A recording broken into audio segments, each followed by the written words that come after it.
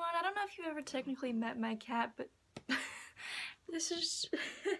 She just scratched my shirt. That's Meow. While I was writing for NaNoWriMo, I was doing some word sprints, and she was like all over me trying to get me to pet her, and she just didn't understand what time it was.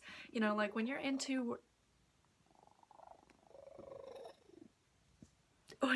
word sprints, you can't stop and pet a cat. This is my NaNoWriMo follow-up video from my first one where I announced what I wanted to write the first time around, which was a fantasy. But I'm actually saving that one for next time or just in the future because yes, that is her purring. Right now I'm writing a story about a girl who gets dumped and then she goes abroad and gets into a polyamorous relationship, and she's studying in both Copenhagen and Amsterdam.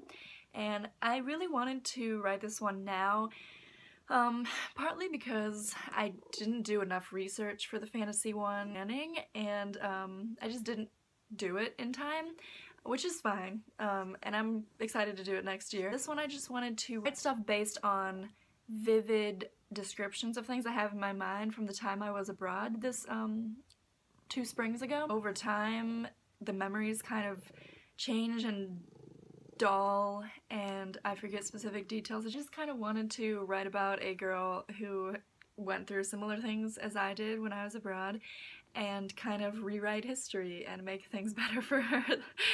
Not being abroad, I mean personally while I was abroad. That's where I'm at in my NaNoWriMo right now. This one is going to be called Sylvia Says, at least for now. I'm currently at almost 12,000 words. It's going pretty well so far. I've been working like all day, every day this week, so I haven't had too much time to do word sprints with my friends, which is a little disappointing, especially when I get home and it's dark and late and I just want to sleep. It's easier to write during the day or like early afternoon or morning maybe. I know there are some people who think NaNoWriMo is like a waste of time and energy and you're never gonna get anywhere and you need to spend more time reading or whatever instead of like writing crap, but that's honestly irrelevant and also counterproductive because first of all, the way stories exist is people have to write them first. And the way good stories exist is to write them and write a lot of crap. Every draft was crap at first, every single one. You can plan for months, you can put all your effort into an outline, and it's gonna change 50,000 times before it ever gets published. And so that's what NaNoWriMo is about, is just throwing yourself into your story and the writing process and just practicing. And through doing this, you get to see that your writing is important and that it matters and that other people are struggling along with you to try to find their voices and to try to find the momentum to keep going. And I just want to tell you that I promise you it's worth it, and even if you're not a writer or don't consider yourself a writer, it's still good practice and it's still like a good creative exercise. I think a lot of people would benefit from it, from like turning off the editor in their heads, because that just makes everything so much more complicated because you can't split screen your brain. Like you can't write and edit at the same time. Sure, you physically can, but it puts a lot of pressure on you that creates stress when you could be splitting them in half and doing it a lot more efficiently.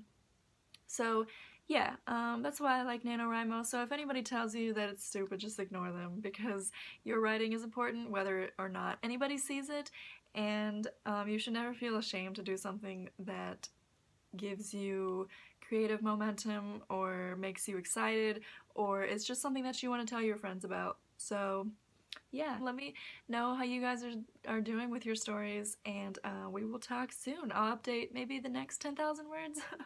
I also encourage you guys to kind of give like rewards for yourself. I give myself kind of a different type of reward every 10,000 words I hit. The 50,000 reward is like the NaNoWriMo winner t-shirt from their website, which I've never actually purchased before, so I'm excited to have one this year, especially because the winter t-shirt has some kind of like cute bunny on it. So I hit 10,000 words and I bought myself the Twilight White edition, and this was $30 at Half Price Books, and I had a 40% off coupon. These have been in my Amazon wish list for as long as I can remember, and they're like in perfect condition.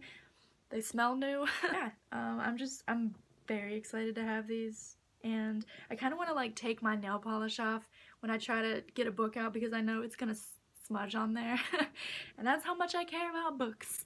So I would recommend a incentive to get yourself to the next 10,000 words. I think my next 10,000, my 20,000 reward is to make one of my favorite Harry Potter fanfictions that I talked about in my last video turn into a book. Like get it printed. Not that you have to like spend money to get yourself to write, but I have been editing novels this whole year and it's kind of like I was kind of stuck in the editing process before I started NaNoWriMo, so I'm kind of like convincing myself to keep doing it because I know I have so many other things to work on. So and I would be buying stuff anyway, so this is a good way to space out my purchases and actually reward myself for something and make it worth it. So yeah, alright, bye from me and Shmeow.